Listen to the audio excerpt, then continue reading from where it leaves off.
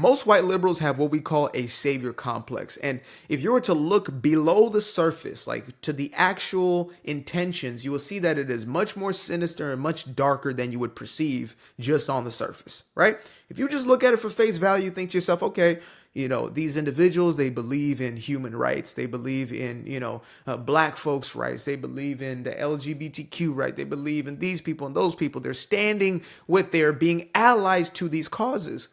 In reality, these individuals actually believe themselves to be better and superior. And this is something I've gotten to witness in real time. When I came out of the conservative closet, I quickly realized that the same people who would attach themselves to me as allies, right? They were infatuated with me, all of a sudden were so disappointed in me. I've gotten messages like, how could you? Do you even know what you're like? Do you even know what you're saying? Do you even know what you're thinking? What are you doing? Why would somebody even believe this way if they were black? Do you even know that you're black? I've gotten multitudes of these messages. Y'all should go through my TikTok if it still exists when you see this video. Go through some of my comments. And when you find some of these white liberals, it is the most fascinating, mind warping experience ever. Where it's like, wait, aren't you the same one who's at the BLM protest?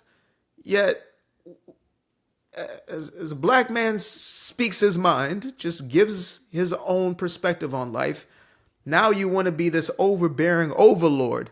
How could you? Why would you think that way? Do you even know that you're black? Like, wait, excuse me? And I know that a host of individuals went through this experience, especially post 2024 election, right? There were Hispanic folks voted for Trump, use their right to vote in this nation, because that's what that is. You have the right to vote for who you want. They vote for Donald Trump.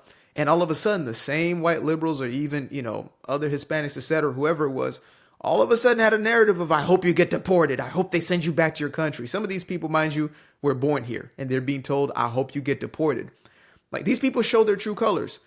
It is little, if anything, to do with actually standing for a cause and everything to do with having power, control. They want your attention. They want you to perceive them as holy, right?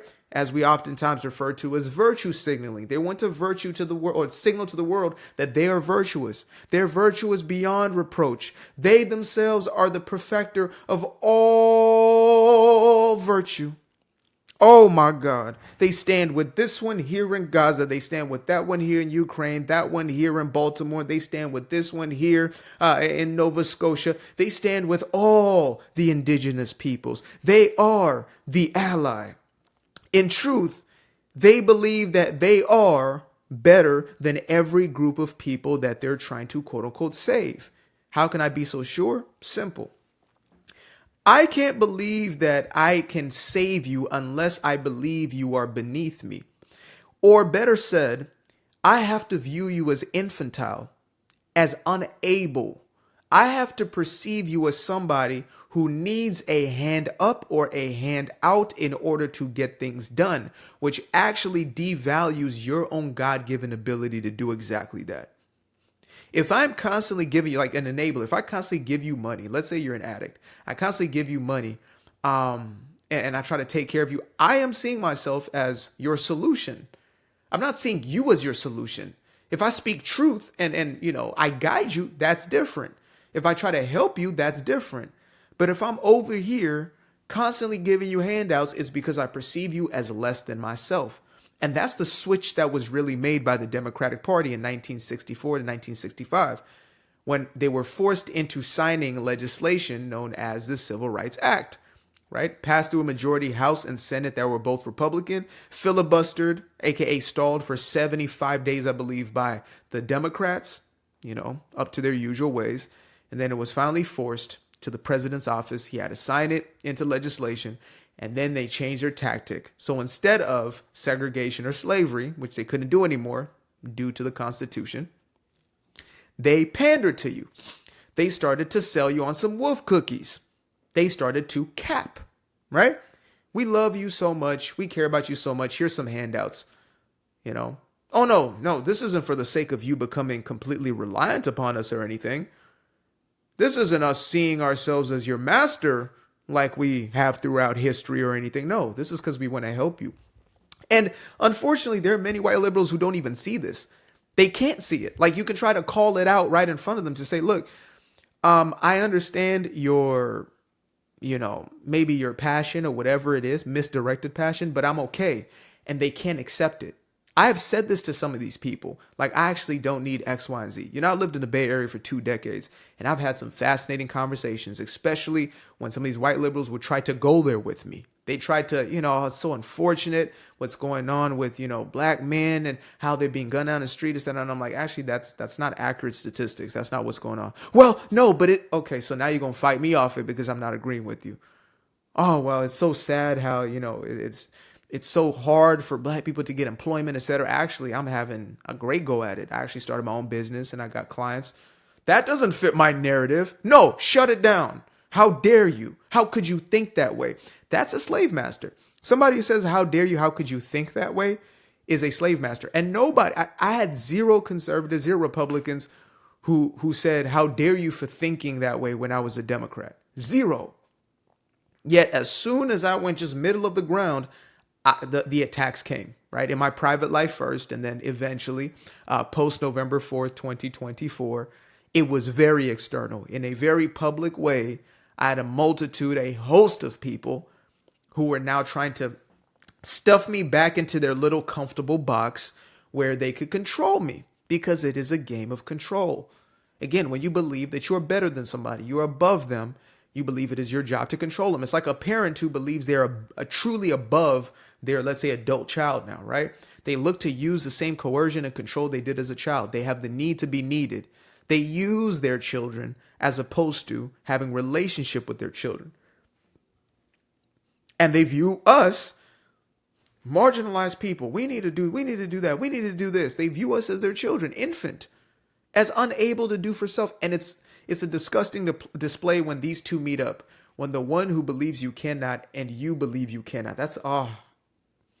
It's a recipe formulated in hell. When you have on one side the individual who says, poor you, and then the other says, poor me, poor me.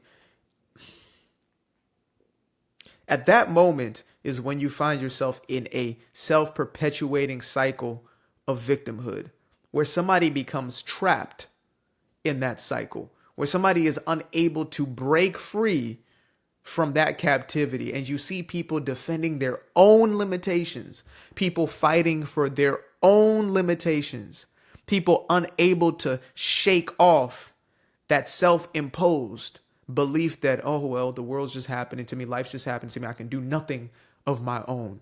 Massa, Massa, where art thou? Massa, Massa, where art thou? I'm telling y'all, there's a reason why Brother Malcolm spoke on, the white liberal way back then. And he was a segregationist at that time, right? Shout out to Malcolm in the latter part of his years when he went to Mecca and realized, oh my God, there's Muslims of all kinds. Like, we're all in this together. Some High School Musical type stuff. We are all in this together.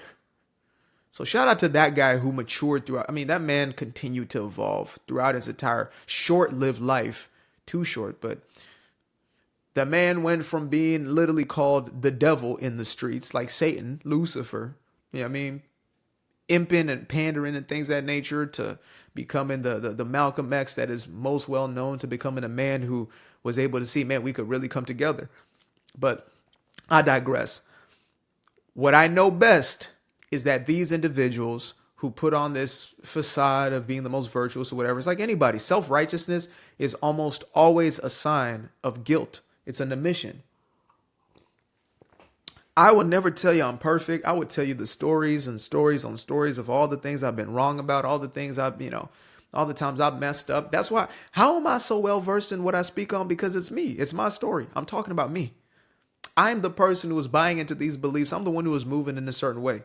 My soapbox is built upon experiences. It's not me stacking up books and nothing like that. No, if there are books that I'm standing on as that soapbox, it's books of my own personal stories, my own past transgressions, if I could say. And so, yeah, when you're dealing with these folks, be cautious, be wary. because they are sly as a fox. I used to be afraid of the dark, place unknown like a heart in their heart. I used to see my life in the bar. Now the kids unchained, every shackle is lost. 2 steps in the moonlight, 2 step in the daytime. You just know when it feel right. You got a feeling the time's not. See you through those shades that I just threw on. Through my lenses, you just can't do no wrong. I fell in love with myself again. I fell in love with myself. I fell in love with the sunshine. I fell in love with the light. I fell in love with the full moon. I fell in love with the night. I can see the light again. I can see the light. You can see the life in him illuminate the night. I know the time is taking. A 365, that's a full rotation. I see you looking up, you know them constellations. Constantly gazing like cows of praises, you get to praising. They see your light shine, that's why they so frustrated. Even the sofa in Nova Scotia will win the bagels. I couldn't get them ease on the grease, why they burning up? Money growing trees, feel a breeze, still you showing love. I can dig your energy. Even in the dark side, know you got that inner peace. You can fill a cup again, your limit is infinity. You manifest a life with all the fixings and amenities. This is more or less a house sitting. A sitting on a house like Snoopy. A teacher, no dog, new tricks, that's bliss. Cause there ain't no Charlie Browns in this vicinity. I fell in love with the sunshine. I fell in love with the light. I fell in love with the full moon. I fell in love with the night. I can see